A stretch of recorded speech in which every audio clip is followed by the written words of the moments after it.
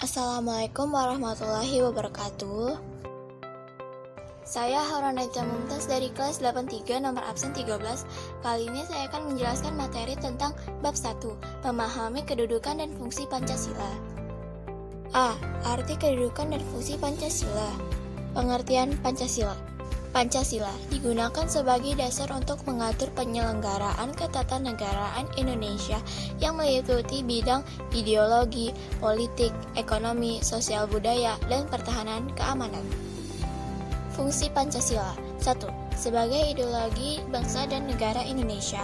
2. Sebagai cita-cita dan tujuan negara. 3. Sebagai alat pemersatu bangsa. 4. Sebagai perjanjian luhur bangsa Indonesia. 5. Sebagai sumber dari segala sumber hukum. 6. Sebagai jiwa bangsa Indonesia. 7. Sebagai kepribadian bangsa Indonesia. Proses penetapan Pancasila sebagai dasar negara. 1. Perumusan Dasar Negara Indonesia oleh BPUPKI. 2. Pada tanggal 7 Agustus 1945, BPUPKI dibubarkan dan diganti PPKI. 3.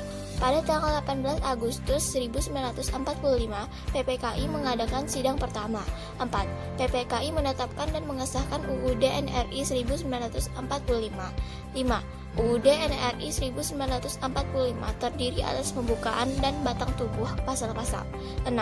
Rumusan dasar negara Pancasila yang sah dan benar terdapat dalam alinea keempat pembukaan UUD NRI tahun 1945. Landasan hukum Pancasila sebagai dasar negara. 1. Sidang PPKI pada tanggal 18 Agustus 1945. 2. Berita Republik Indonesia nomor 7 tahun 1946. 3. Instruksi Presiden nomor 12 tahun 1968. 4. Ketetapan MPR nomor 18 /MPR /1998 tentang pencabutan ketetapan MPR RI nomor 2 /MPR /1978 tentang pedoman penghayatan dan pengamalan Pancasila Eka Prasetya Pancakarsa dan tentang penegasan Pancasila sebagai dasar negara.